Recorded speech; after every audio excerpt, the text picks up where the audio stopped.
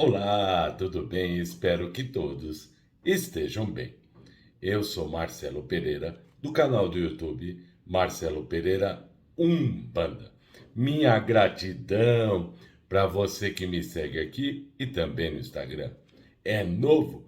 Seja muito bem-vindo.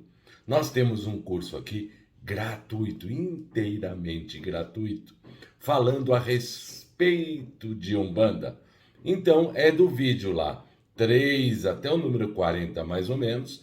Ele começa um ou dois ali, é um vídeo introdutório. A partir do 3, sim, nós começamos falando da origem da Umbanda, da diferença da Umbanda para o Candomblé, das entidades que se manifestam nos terreiros de Umbanda, bem como dos orixás masculinos e femininos. A partir do número 40 em diante, então, nós passamos a esclarecer as dúvidas que afligem tanto os médiuns iniciantes como também aqueles mais experimentados que já estão há mais tempo na Umbanda e que não encontram a resposta adequada aos seus questionamentos, seja na internet ou seja até no próprio YouTube.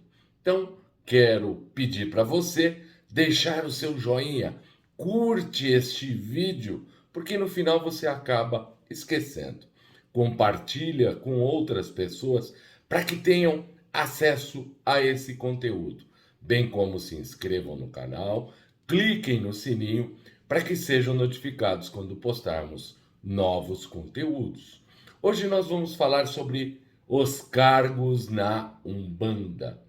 Você, meu irmão, que já foi até um terreiro de Umbanda, ou é médium, trabalhador da corrente, sabe qual é o papel que cada um desempenha no terreiro? Não sabe? Ah, fique tranquilo, eu vou te explicar nesse vídeo. Na Umbanda, todos somos iguais. Por essa razão, todos vestimos branco. Todos, em regra, estamos descalços. Em sinônimo ao quê? A humildade, a igualdade. É por isso que vem aquele termo de Umbanda pé no chão. Então, com raras exceções, né? A Umbanda normalmente se desenvolve com os médiuns descalços. Contudo, meus irmãos, essa igualdade não quer dizer que o terreiro seja uma verdadeira bagunça, que não haja uma organização. Há sim organização e pessoas que exercem funções com diferentes responsabilidades. Quanto maior é a responsabilidade do integrante desta comunidade, mais lhe é cobrado. É o velho ditado que diz: quanto mais lhe é dado, mais será cobrado. É preciso entender que exercer um cargo, seja ele por eleição ou por escolha superior, não lhe faz melhor do que os outros. Atenção, isso é muito importante, mas apenas o coloca em uma posição clara para saber quais são os seus direitos e principalmente, muito principalmente, os seus deveres. Quanto maior o cargo, maior são as obrigações. Em um terreiro de Umbanda, meus irmãos, nós temos como primeiro integrante desta divisão de trabalho, eu não gosto de utilizar a expressão de hierarquia, que daria a impressão de que um seria melhor do que o outro, quando não é. Né? Na realidade, nós temos uma divisão de trabalho. E essa divisão de trabalho começa lá no plano espiritual. Aí nós temos o quê? O guia, chefe daquela casa e ou, né, porque também pode ser, além de um guia, um orixá, chefe daquela casa. Então, orientador espiritual daquela casa, né? Por exemplo, Mãe Inhansã e Caboclo Pena Branca, né? Então, nós temos ali um guia chefe e um orixá, que é chefe daquela comunidade religiosa. Normalmente, a entidade orixá, chefe, são aqueles que dão um nome ao terreiro. Esses são os responsáveis por passar as determinações do plano espiritual, as diretrizes de como deve ser fundamentada a casa, o desenvolvimento dos trabalhos e orientações indispensáveis para que o terreiro cumpra a sua missão social, né? O terreiro tem uma missão social muito importante, vale dizer, prestando a caridade a todos aqueles que o procuram. Temos os Exus, que tomam conta da porta de entrada do terreiro, vale dizer, os que ficam, aspas, trabalham na tronqueira, zelando ali pelo espaço religioso, impedindo que os espíritos negativos, quiumbas, zombeteiros invadam o terreiro e venham atrapalhar os trabalhos. Já no plano material, meus irmãos, nós temos o zelador ou zeladora, sacerdote ou sacerdotisa, ou mesmo pai de santo e mãe de santo, que são os dirigentes daquela casa, responsáveis por auxiliar, desenvolver, cuidar no sentido de cuidado mesmo, e vale dizer orientar os chamados filhos, ou seja, os médiuns que procuram o terreiro para se desenvolver e prestar a caridade, exercendo esta religião fascinante que é a Umbanda. Cabe ao zelador também cuidar dos orixás, dos filhos da casa e fazer outros atendimentos, se necessários, conforme, claro, a doutrina daquele terreiro. Isto varia, nós temos uma variação aqui ou acolá, conforme a doutrina daquela casa religiosa. A função do dirigente é muito maior do que apenas abrir a casa e abrir a gira. Mas ele tem, sim, a responsabilidade de zelar por todos que fazem parte da corrente mediúnica e da assistência da casa. E olha que é o primeiro a ser cobrado. Tenham certeza disso. Ele quem deve ditar as regras e quem irá cobrar também o cumprimento das mesmas. Ser um dirigente espiritual não é uma questão de escolha, mas sim de missão. Todos os dirigentes, de fato, devem passar por uma escolha da espiritualidade, que lhes encaminhará e proporcionará todos os meios necessários para o exercício dessa responsabilidade. Claro, respeitado sempre o livre-arbítrio. Seguindo esta divisão de trabalho, temos a seguir os chamados pai pequeno e mãe pequena. Também são conhecidos como capitães em algumas doutrinas.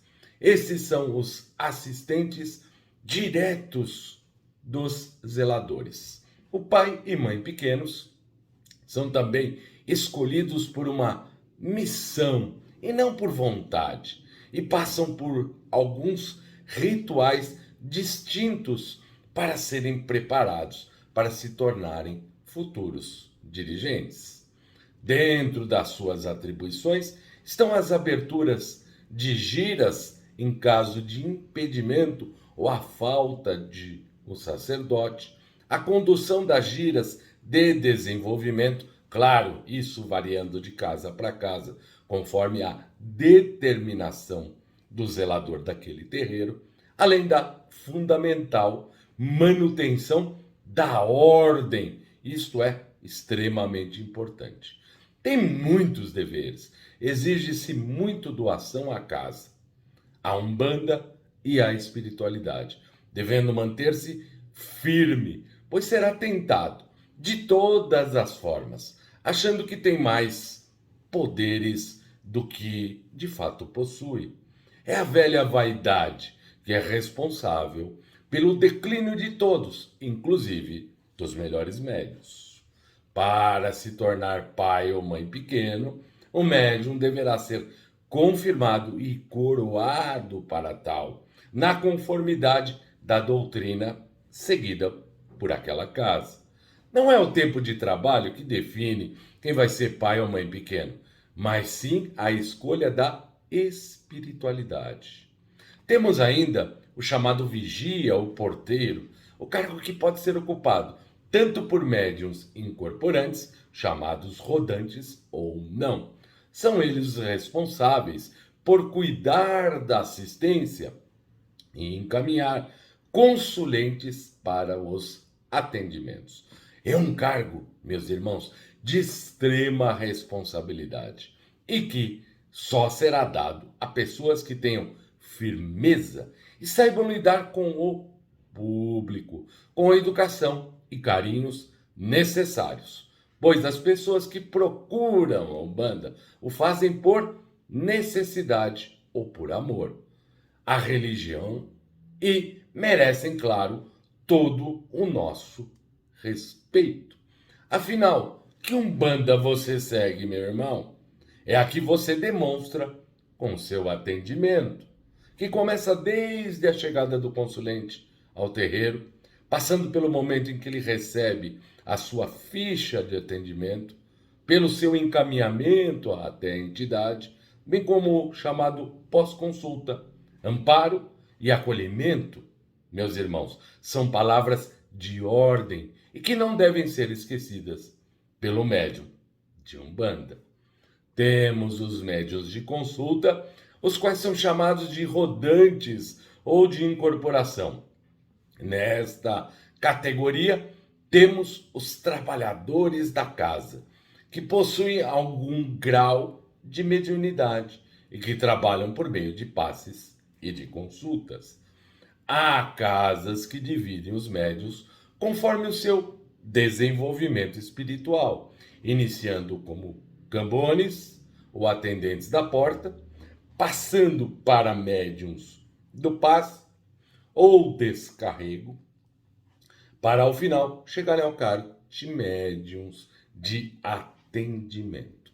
É uma longa jornada, meus irmãos, para a qual não se deve ter pressa, nem muito menos queimar ou pular etapas.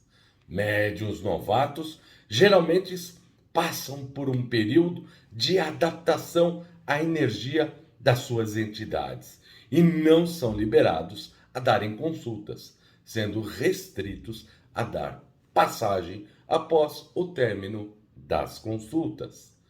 Falemos dos cambones, os quais são os assistentes, os fiscais e aqueles que são a cara da empatia para com a assistência. Sobre os cambones, meus irmãos, temos um vídeo específico falando sobre eles. Então, recomendo que voltem aqui e procurem o vídeo Cambones, tá lá tudo explicado e eu não vou aqui voltar a este assunto para não ficar repetitivo.